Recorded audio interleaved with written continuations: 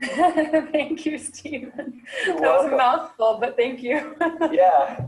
So I just want to let folks know that this is a pre-recorded session, so there won't be any participation via chat during this interview. We love your participation. We are so happy you were here.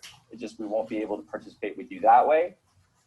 So what would you, I'm just going to give you the open floor, Karine, and let you go and share with whatever you want the folks who are with us today to hear.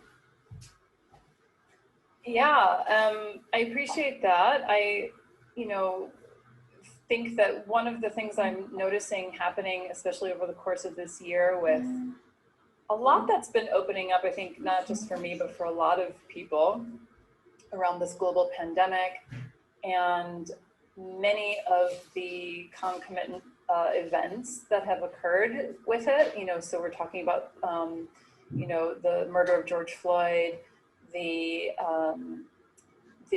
Black Lives Matter movement, and a lot of the issues related to social justice that have come up together.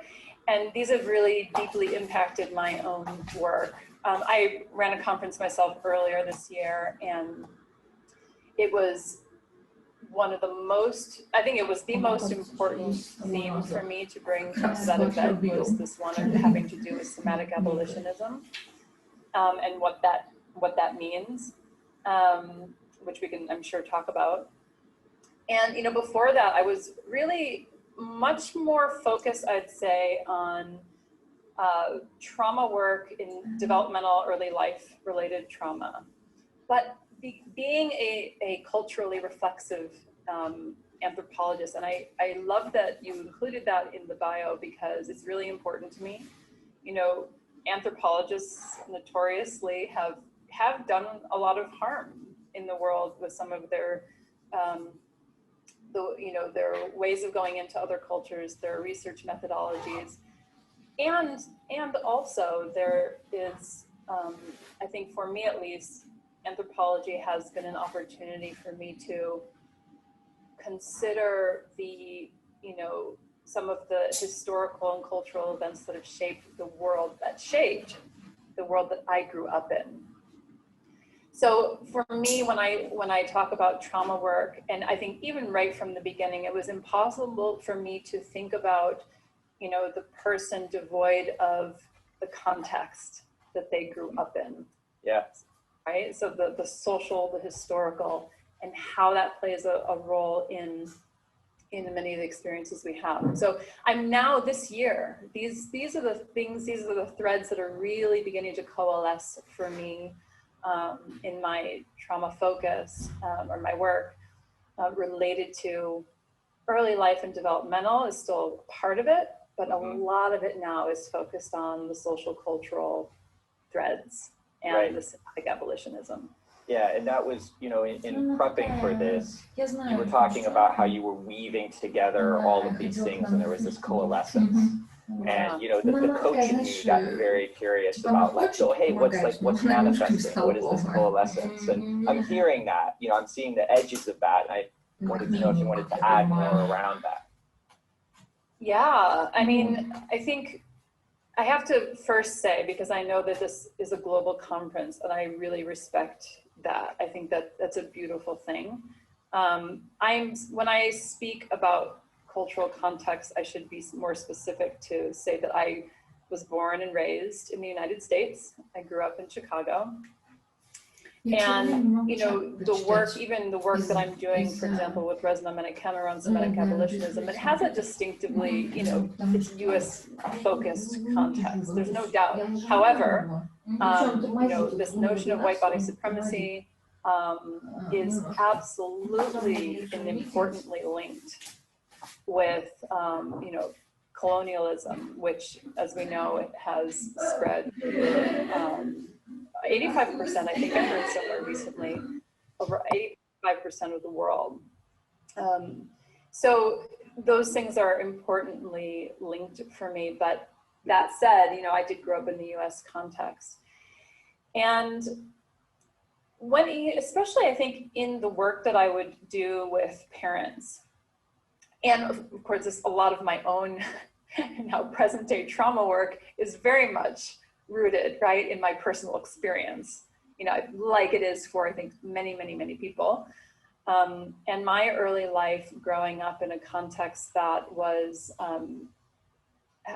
quite chaotic and dysfunctional in many ways, and had, I think many features that contributed to an experience of trauma for me. And one of those is, and I've talked about this before, but it's really, really relevant to what I'm doing now, is this hyper individual focus, this focus on how culture and history has come to impact the construction of the family, the experience of the child within that family, the conditions, many of which create or lend themselves to the experience of trauma, early life trauma and developmental relational trauma, and how that trauma is mistaken for maybe pathology or just troubled behavior. Yeah. Right? Yeah. So I was pathologized. From the time I was young. My mom was a psychiatric nurse. Oh. And she was very much embedded in that framework, right? That she was very much embedded within an ethos that had a very mechanistic view of the body, for example, right? I used to say as a kid, I would be like, it's like my mom thinks of her body as if it were a car. And there are different parts, and you take different parts, you take it to the car specialist, but they have to work on different parts. And the parts are weirdly not interrelated. I always thought that seemed odd, but that seemed to be how it was treated, right? Yeah. And there was also a very strong focus on genetics. And so you can imagine, for me growing up, there were many mental illnesses that were in my family line, or at least this is what I had heard growing up. So my mom was diagnosed bipolar. She was diagnosed borderline personality disorder as well. And I would hear growing up, this is what you can expect. This is going to be this is you're my daughter. You're related to me. This is part of what you can expect to happen. Right. This is what you're inheriting. Exactly. Yeah. And it's interesting, right? There is such a thing as an epigenetic, we know now, inheritance potential. But I describe myself, and I was described very often as a child as being very stubborn. And I see it now as a saving grace in a way. Yeah. Right? Because I was like, I'm sorry, don't tell me. Yeah. Well, especially for American women, I have two kids. I have a daughter and a son, and my daughter is very challenging, and I know that will help her have stronger boundaries, which get really easily eroded, in our society around things like touch. Are you what your boundaries are, and then we see that in sexual assaults in college and later on, with the 1 in 3 rates, especially in the States. So that whole systemic look, is a big impact, 100%. Yes. I'm glad you mentioned that, because that's an important part of my focus as well.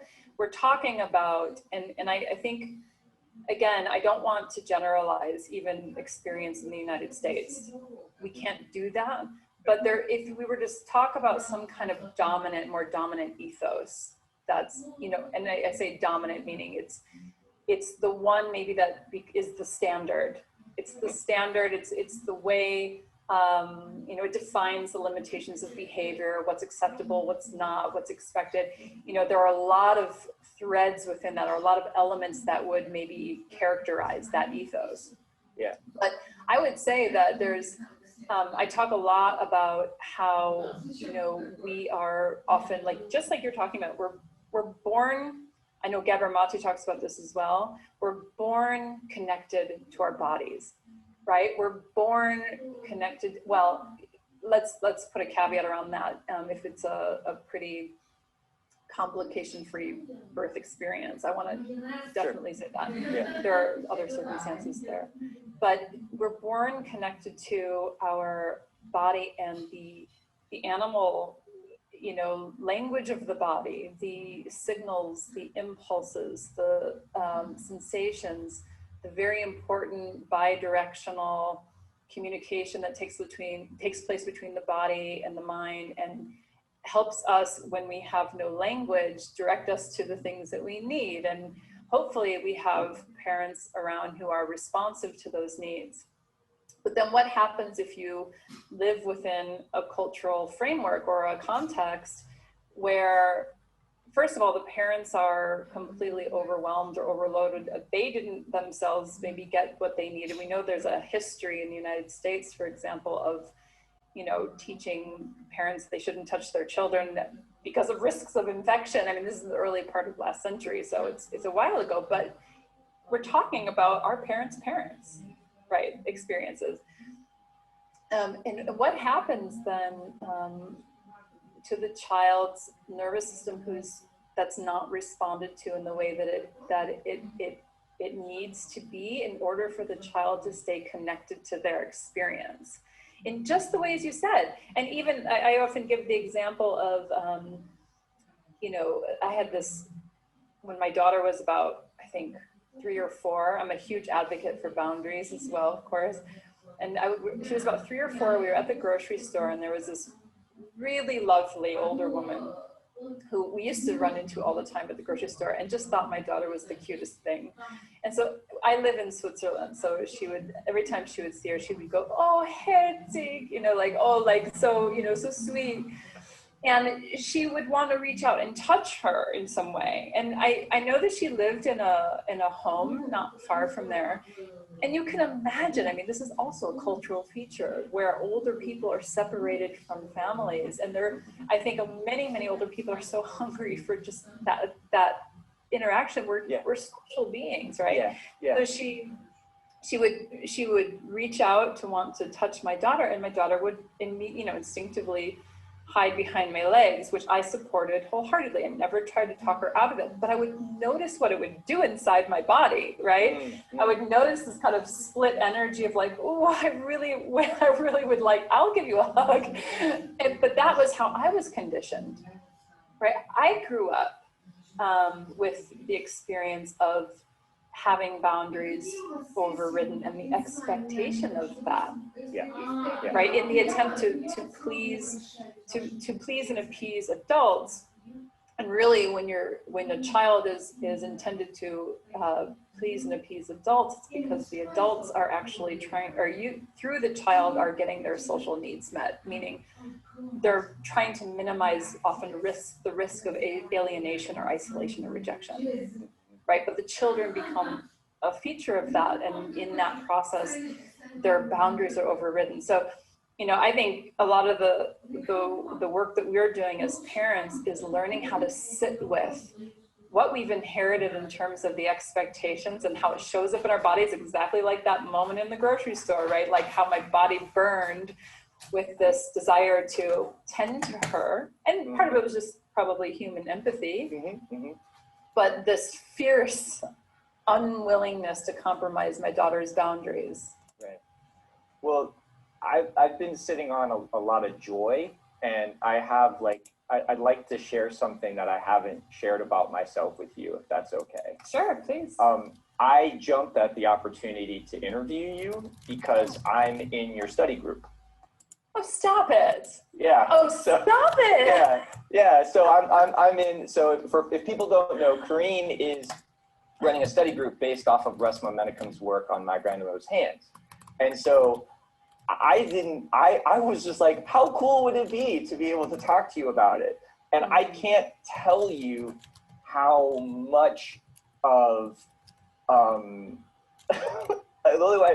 it's like a giant mind fuck it has been to like all of the blindness that was there, but also my training is in conflict analysis and resolution. So there's a systemic analysis that I always do with conflict. And what I'm really present to when I'm listening to you and others about how you're assembling systems in a way that's like accounting for variables that we would just have ignored. Like that really hits me, like the whole, like post-traumatic slave syndrome around, Mhm. you know, are you going to acknowledge that this Black bodied child has value? Mhm. And how that shows up in parenting. Like, you know, for me, what I would notice is like living in Washington, D.C., we've got a big African-American community, but I didn't realize until later that there was an unspoken rule about white bodies playing with Black children. Like it wasn't, you know, just as you would have that woman at the grocery store who would say, oh, what a beautiful baby. Like no white people were doing that with Black children. And I was just like, holy shit, like there it is again. Like here is this thing that has been like operating on us, oppressing us, influencing us, that wasn't named. And I had just such joy in like, you know, because I feel like there's like an archaeology, you know, where we have like this new set of tools and we're like uncovering stuff. And I just felt such joy in like being able to access those tools. So I just wanted to share my thanks to you for like offering that out, because it's amazing. There's so much here that it just seems like, how did we not know it, you know? Oh, I'm hearing that so hard. And first of all, I'm so heartened to know that it's having impact, and I'm glad to have you with us, Stephen. I didn't know, but it's really wonderful. And but you're right. This is really a big point for me of coalescence. I think with all these different threads, that's right. I think what I was interested in when I studied anthropology, and I'm still interested in when it comes to culture and history, are the taken for granted, what we take for granted because it's so implicit in our experience that we don't even recognize it. It's like the water, right? It's the fish in the water analogy. It's just, and this is something I think I've been interested in since I was a child without having any language for it.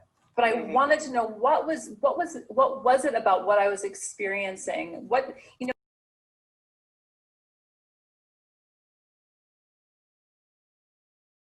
the language for it. They're like, what?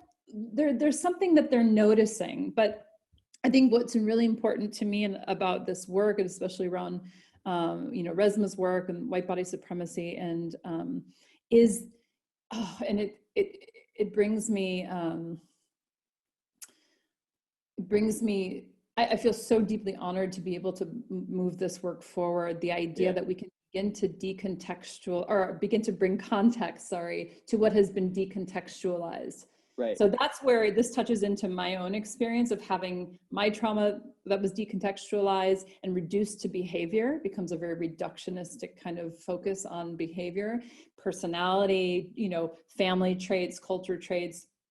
And we have such a hyper focus on those things, and we lose the context. We lose how this was created in the first place. Yeah. How did whiteness become this thing that operates behind the scenes, and is part of white body supremacy, but also is part of this ethos that is still impacting. It still operates and impacts. I like to call it a kind of like colonization of the mind, even way, you know, like mind, behavior, body. I recently had a conversation with someone, a Black Somali woman who is actually from the UK and was going back to the UK. She was living in the US, and she was single parenting during COVID. And she decided to go back to the UK to receive support from her family, right? And she's also very, you know, she has to work as well. And when she told me that she was going back to get the support of her family, I broke down in tears. And I was so curious about what it touched me so deeply. And one of the things that made me think about was how, you know, whiteness as an ethos, right? And we're talking about this sort of dominant ethos of places like the US context where I grew up. Some of its features have to do with things like how the family becomes constellated, right? The nuclear family constellation, for example. I just want to just pause for 1 second, because I had all this stuff I had to get in my head that I'm probably feeling there's some of the folks listening who don't. So I just want to give a quick definition. I want you to tweak it, and then I want you to just pick back up, because when you talk about white body supremacy, that may not be something that people get. And I'm going to take a run at it, and then you tell me, as I understand it from Resmaa, it's the idea that the white body, so like my body, would be the standard that humanity is measured against. That's right. So it's like, is the white body is what everything is measured against, and it's like, if you're not that, then you're not human. So Resmaa talks about it from a species perspective. For me, I think about it from a phone perspective, that the default color on the emojis for the thumbs up is this. Right. So it's like, to me, it's operationalized as like, that's the normal default color that comes through.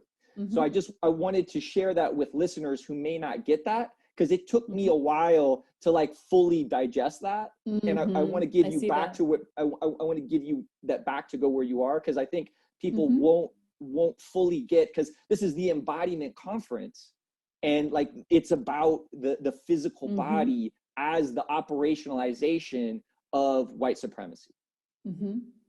Yeah, that's right. So that's the definition of white body supremacy. That's right. It's the standard by which all other bodies' humanity is determined. And I think what's important about that is we are talking about standards. We're talking about standards and norms, and then deviations from that. And this is where we can bring in other cultural elements as well.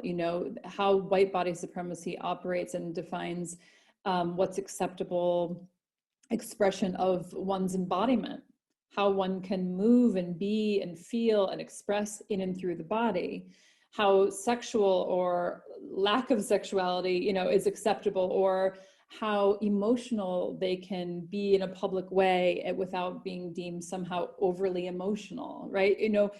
What level of expression through the body is okay and what's not. There's all these ways in which that then operates to define the limitations or the boundaries for what's standard, and then what's a deviation from standard. And when you get into the realm of deviation from standard, you also get into a sort of like, it's conflated with immorality, right? It's really, it becomes sort of a mark on character. And so it absolutely, there are consequences to the person growing up within a US-based context. There are consequences if you deviate in your behavior, if you are a hugely expressive. I spent a lot of time years ago on the south side of Chicago in a Black church. It was called Salem Baptist, a huge congregation, like 22,000 people. And I absolutely loved going there. And I say this from a non-religious, I have to admit, place, but it felt to me like a place where the fullness of my energetic expression was okay, right? Like, you could move in your body, you could be in your body, you could sweat, you could dance, you could shout, you could scream, you could just be, right? Like, I'm already just feeling it right now. I feel like suddenly even just remembering being there and feeling like an invitation to come back into the fullness of that expression. And it was all welcome. It was even very much a part of how their particular worship manifested. And then I would juxtapose that from my mom's church, that was, it was an evangelical church she was attending in a suburb, a very predominantly white suburb. And you would go in and you'd or at least I would immediately feel like shackles. And I say that intentionally, like shackles on my body. Like, and if you were moved by a beautiful singer's voice, you dare not call out, you dare not clap, you dare not express too much. So these are some of the ways it still operates. Well, and there was a meme that was shared recently talking about frozen torso syndrome. And it was really interesting for me because I could see that as like the tangible, because to me, I'm used to people saying stuff like, "Oh, you're racist." Well, like, what is the specific thing that you can point to? And especially for an embodiment conference, for me, it was like, "Oh yeah, frozen torso." So probably all those white bodies in the evangelical church, that movement from the torso wasn't something that they wouldn't feel inspired to do, right? No, yeah, Right, absolutely. and that's the shackling, right? Yeah. And then you go to the south side, right? And then immediately you're like a different body, and that's not something that people are going to connect that directly impacts their life. Absolutely. Yeah, absolutely. And until you have another experience, or you're invited into some reflection on that in an embodied way, or you do go to a different environment and you're able to be in your body in what it can feel very odd at first for some people. Yeah. I think for me, it felt more like a homecoming. But I would take my mom there sometimes, and it took her a minute to really let go Yes. and let herself go into Yes. it. Right. Yes. But you're right. There was this sort of freeze. There was definitely a freeze. There's a freeze, I think, within, in a very disconnected, disembodied way, in which much of white culture, at least in the United States, operates under. I mean, born and raised into, right? My mom grew up in the 1950s in Wisconsin. My dad grew up on a sharecropping farm in Mississippi, and they had vastly different experiences in their early life. But my mother's experience was very much about the things you don't do, you don't say, you don't express, and I'm feeling myself kind of pulling in and contracting even as I say that, and even as a child. And I think a lot of kids, at least at some level, are aware of this. I used to describe it as this veil that seemed to descend on whenever my mom and my grandmother and her brothers and sisters were all together. Yeah. It felt like a veil would descend on, and I couldn't, you're a kid, so you're just like, I don't understand what's happening. You just know, like, suddenly there are things you can't say or do. Yeah. You don't even know what those are. Well, it's also, though, it's the food, right? It's the food that you eat, the seasonings, the flavoring, the lack of it. It's not your body, but it's another, like, hey, these are two different, very different things. So the coach in me is feeling like, we're at a little more than half time. And I want to make sure I'm being very intentional right now to make sure that if there's one thing that you want people to walk away with from sitting and listening with us now, or just being part of this right now, what's the one thing that you just want to make sure is shared? That feels good to you, feels complete to you? I think it's really a message of encouragement that there's so much we can do to break. And you could talk about this as in part personal trauma, but as we talked about, the inheritance of these ways of living, or the deconditioning process we went through if we grew up in an environment like that, where sort of whiteness was the dominant cultural ethos. And part of what that involves is this disembodiment, really a disconnection. We talked earlier about allowing children to be in touch with their boundaries and not overriding those boundaries. And part of that is about honoring that language, that form of communication, that embodied wisdom that they are in touch with from a young age, and nourishing and nurturing that, right? And as parents, of course, that means meeting all of the ways that we are challenged to maybe sit with our own discomfort, or whatever we need to do so that we can honor. I'll give you an example of that really quick, because it's very helpful to me. For me, a feature of the environment I grew up in, and I would say definitely in Switzerland, this is something I've experienced a lot, is this kind of hurried nature of the white body. Just everything, hurry, get it, productivity, done, like very very fast moving, but not fast moving or like enthusiastic kind of flowy energy, almost like a very kind of clockwork, like, you know, do energy. And I'll never forget when I first met my husband, he was very much that way. He's radically changed. I won't take total credit for that, but you know, I remember when my children were young, I have a 11-year-old and a 10-year-old, but when they were much younger, and it was right when school was starting, you know, they were starting kindergarten, and, you know, being kids, you know, you're getting ready to go out the door and they're rolling around on the floor, not putting shoes on. Right, totally. And I'll never forget this one day. I think I had to also be somewhere after dropping them off.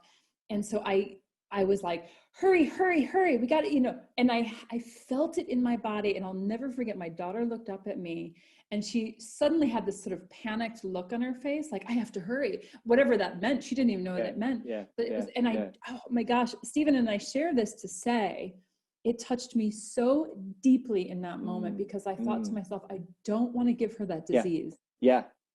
I will not give that to her. Yeah. So it causes me then, right, to slow down and to notice that the hurry in my body, and what's propelling that, right? You know. Well, and this was going back to the, like, you know, as Resmaa talks about, trauma decontextualized can look like personality. You know, it can look like culture. So there's this thing where, you know, there are times where we're responding in a certain way, and it's not really our personality.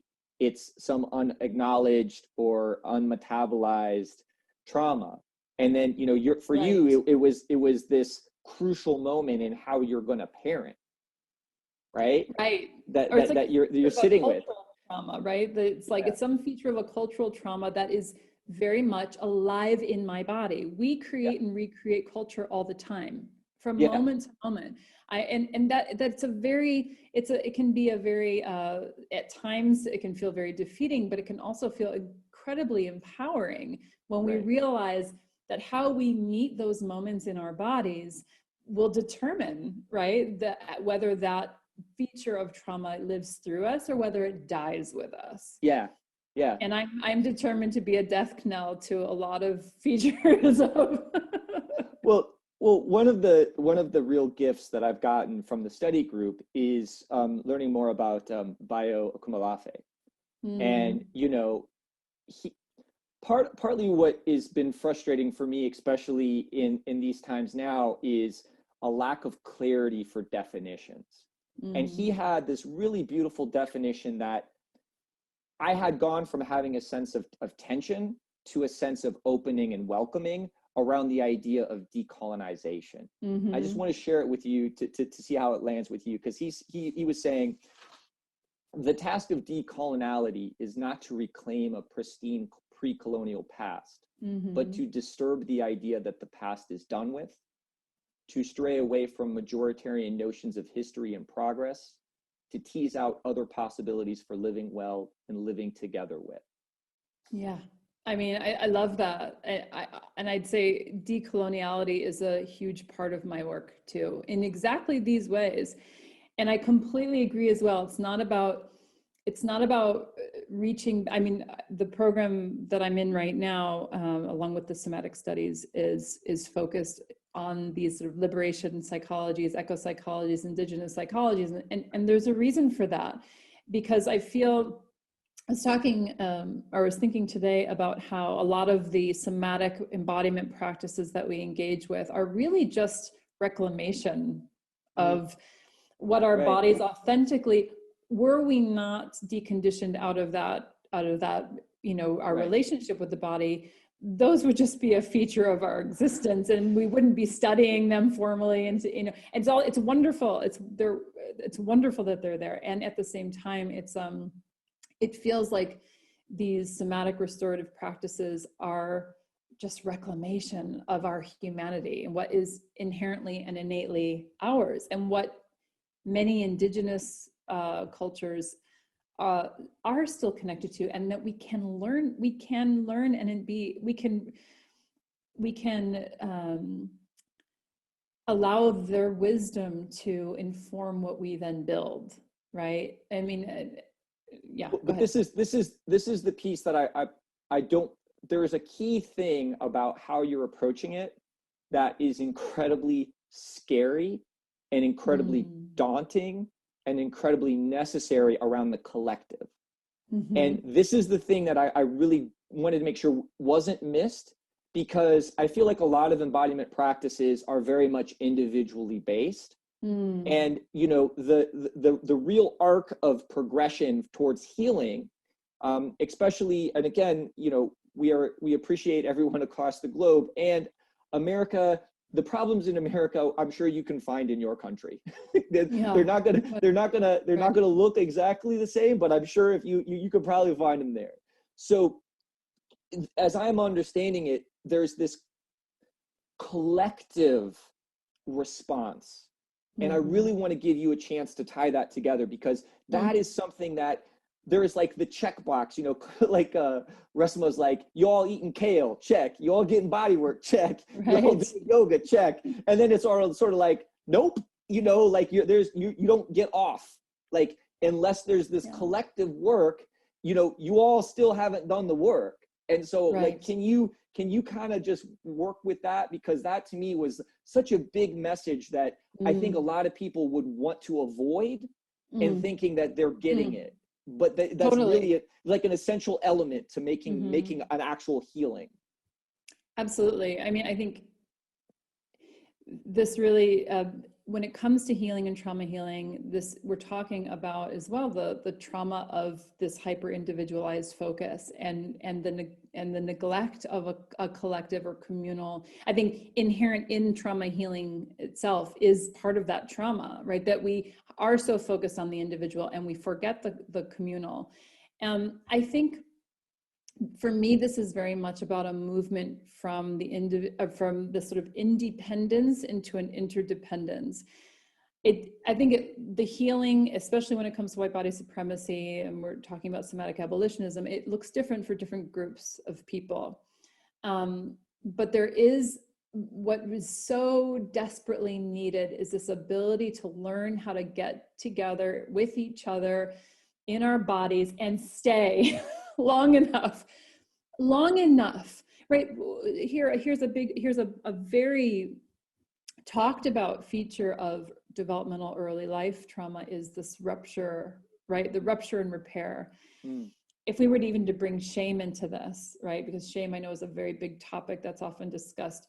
And it's like shame is also a very, we're wired to have that experience. And it's a very helpful experience to have depending on the situation. Shame, but there's a very important distinction we need to make. So, you know, shame is the experience of the child. There's this video that Peter Levine likes to show. It's a little child, and he's about to pull a plant down, like on top of his head, and his grandfather is in the background, and he yells, "No, stop!" and really yells, right, because he's about to maybe hurt himself. And the child like freezes, looks at the grandpa and goes, and goes into the shame posture, right? Yeah. So shame, we've learned that Kathy Kane talks about this as well. Shame is has an inhibitory response on the body. What distinguishes it, and there are three features that Kathy talks about that distinguish it, but one of them is there a path back into relationship? If the answer is no, it becomes the toxic version. And this is part of what we're dealing with when it comes to like bodies coming together, is that we experience rupture in relationship and we don't have a path back to each other. We don't know how to allow conflict to be generative. We don't know how to let conflict, I heard Daniel Four talk about conflict as something that can potentially deepen the bond and relationship. And as a parent, this is something I explore as well. It's like, when you experience rupture in relationship and then the repair on the other side of it, you build an internal sense of like a very strong foundation, and a foundation that can weather a lot. Does that make sense? Because you can experience that conflict without it just absolutely pulling the rug out from underneath Right. you and sending It's you not a into the fragile, abyss. it's not a fragile connection. It's not fragile. And that's a feature of whiteness that for me, you know, when we're talking about this ethos, there's this topic of white fragility that has been, you know, Robin DiAngelo talks about quite a lot, and it has to do, it's a little bit more of a focus on the individual. For me, my experience of white fragility also extends to white bodies in groups, or whiteness as it operates in groups, and that involves this fragility in relationships that cannot weather conflict, right? So even like doing the work that we're doing in the study group that you mentioned, the somatic abolitionism work, like for white bodies, for example, is learning how to build enough capacity in your nervous system to be with topics like race and the body in groups without everything falling apart, you know, the minute someone feels judged or makes a mistake, or, you know, aims for perfection and fails, and, you know, like all of these features that emerge in that space that and this is the point, for white bodies, they can walk away with no consequence, at least maybe no personal consequence. I think there is always a consequence to the heart and the soul of white bodies when that really important process is denied, right? There's something we're all losing when people cannot stay with each other, learn how to work with the activation, work with the discomfort, you know, in titrated ways, and moving, of course, from that activation into resource, but coming back. We need to learn how to be with each other. Right. Yeah. You know, for me, one of the biggest like growths in my personal development was joining a men's group. And, you know, we're going to have like, there's going to be a panel on this, and there's a couple folks who are talking about it, but our men's group is, there's no advice and there's no stories. It's what's happening in your body and what's going on with your emotions. And what's really interesting is that, you know, right now it's mostly white guys, but there's this, you're feeling that sense of community. What we talk about is it's like the third body, or we say it's like the fire, the energy in the middle of us. And are we contributing to that or not? And for me, as a white person, like that sense of community in the bigger sense, you know, isn't something that is overly reinforced. You know, I went to school in Canada. I lived in Northern Ireland. I learned what it was like to be an American, where a lot of Americans don't ever have that sense of collectiveness. But the part that's so amazing about like the group is that there's a felt sense when one person goes into shame, other people feel shame. When that person releases that, it's like your work is our work is part of the idea. And it's like you're having the experience, and then you're also seeing them have that release that goes with it. And then you come to a different, you're now operating at things from a different sense. So that from a specific way, it's like not expecting black bodies to provide comfort. That's right. You know, it's like having the capacity to receive feedback and just acknowledge it, not say like, oh, I'm going to try to prove that I'm a good one or whatever else. So those are the like specific changes that happen within the community that would then lead to, you know, because I'm always like, what does liberation mean? You know, but when it's also like less people getting killed, you know, better like healthcare, you know, better communities, you know, like that kind of stuff. And that was all tied together, but it's a collective work that needs to be done. Yeah, absolutely, Stephen. I think that's right on. That's what we're trying to do. We're trying to build, I think within Rooted, for example, we're wanting to create that sense of community. You know, I often wonder, where do you go? Where do you go to explore the depths of yourself? Where do you go to be seen and witnessed, and where do you go to be able to touch into, and then later internalize a sense that like, I got you and you got me. That's profound. So this is perfect because, you know, the last two things that we normally talk about is how to find you. So where do we go? Where do we go? And then the other one is, you know, what's the, like, what they say is like the top embodiment tip. But what's that thing, again, that you would want people to come back to that would be connected to some action, you know, that would tie. So those are, you know, with our few minutes remaining, those are the two I would want to make sure I give to you.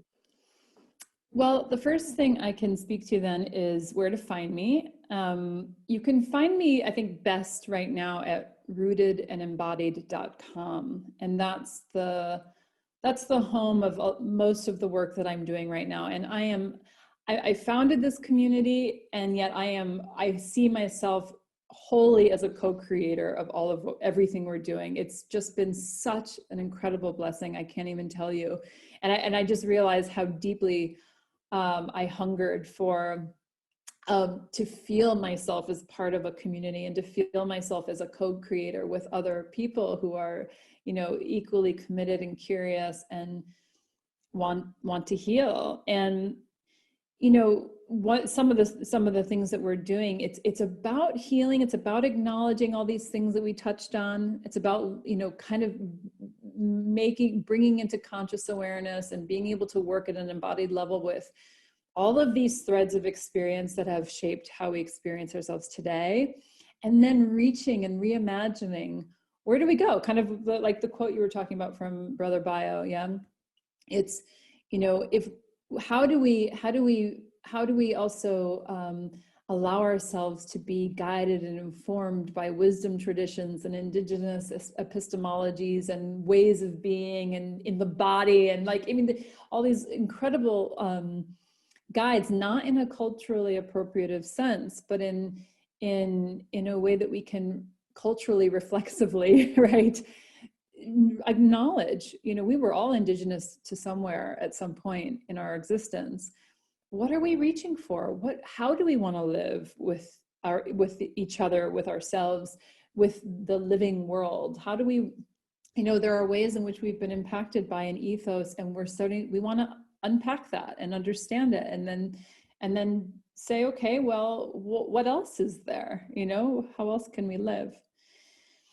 And I would say, honestly, my favorite embodiment, probably one of my favorite embodiment practices, the one that I definitely go to the most, and there are a couple of ways that I do this, is to get outside and put my feet on the grass in the earth. Honestly, I actually haven't done it yet, but my intention is just when the weather improves in the spring, to dig a hole with some dirt. I have this like craving to have my feet in the earth, like literally. And this is not accessible to everyone all the time. And so I want to also just acknowledge that and say that, honestly, for me, dropping my awareness to my feet, and even if someone is good with visualization, to even imagine tree roots growing from the soles of your feet into the earth, those are some of the most grounding, embodying practices I've ever done. And I think they sound very simple, but they are so profound in the effect that they had on me, especially years ago after my daughter. I won't get into the whole story, but I went through a very, very, very intense time. And I suddenly developed a craving just to tear off my socks and shoes and just have my bare feet in the grass. It was a craving, like it was all I can think about. I just need some grass. And I would put my feet in the grass, and I would actually see the muscles in my feet start to twitch. It was like they were literally responding to the field, the energetic field of the earth. So that to this day, contact with the ground is my favorite practice. And then lastly, I would just say, find a community, find other bodies to be in community with. Honestly, it doesn't have to be mine, right? But like you said, you have a group that you go to that you're building culture with. Find those people, get together with those people, and go for it. Yeah, and this was probably one of the scariest things that Resmaa would say is like, people would talk about doing anti-racist work, and he's like, who are your people? Like, who are your people? Like, who are you bringing with you? Yeah. Like, who are, and I was just like, oh man, you know, like that was the bit of like, if you don't have that community, all the things you want to sustain don't really get sustained. That's it. Yeah. Yeah, that's it. I mean, because for me, it's very much an internalized experience. It's like when I'm out and about and I'm moving in the world, I feel rooted as a part of me now. I really do. And the people involved in it, it informs the philosophy that I move through the world with. And that's what we're talking about when we're talking about the building of culture and this embodied anti-racist philosophy and building it together. So we are at the last few minutes. So final thoughts, anything else you want to share to allow you to feel complete in our time together? I feel good, Stephen. I feel like all that wanted to be said was said, and I really appreciate your questions. They were really helpful. Well, that's fantastic. You know, there is so much of what you are weaving that I feel is like the next generation for embodiment. You know, I've studied martial arts for 20 years, and you know, I think about it as the origins of martial arts back in the 90s, where everyone was this disparate group of people, like my Kung Fu is better than your Taekwondo. And then they actually, like, everybody got together and it's like, well, let's see what really works. And then you start seeing this hybridization and cross training, and then this new thing that comes out that's more potent, that's more effective, that is all, you know, like the synthesis. And I feel like when I'm looking at, you know, sort of this idea that, you know, our pre-colonial times aren't perfect and they are part of our existence. And that, you know, we're looking at this new way of, to me, I think it's like honoring trauma. You know, like this thing is like a huge part of our life. Embodiment is a tool to deal with that in the sense of community. Like, I was so glad that you were part of this conference so that people could hear and experience your work in that way. Thank you so much. Yeah, and beautiful sharing about the martial arts. I can see that. That's what we're reaching for. We want to reach for some hybrid experiences of the new, right? Right. Well, also though, just in alignment with our time, you know, like sorry, my alarm's off. There was like, hey, we're out of time. You know, that there is that sense of what can we now manifest that we're in greater community. Yeah, absolutely. So last word to you, and then I believe we're at time. That's it. I'm just gonna say, you know, find, like Resma, follow Resma, find your people, find your community.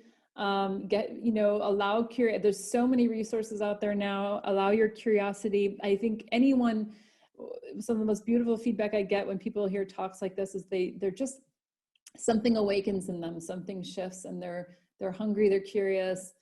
Yeah, follow the thread of that and find somewhere to hook in and get started. Okay.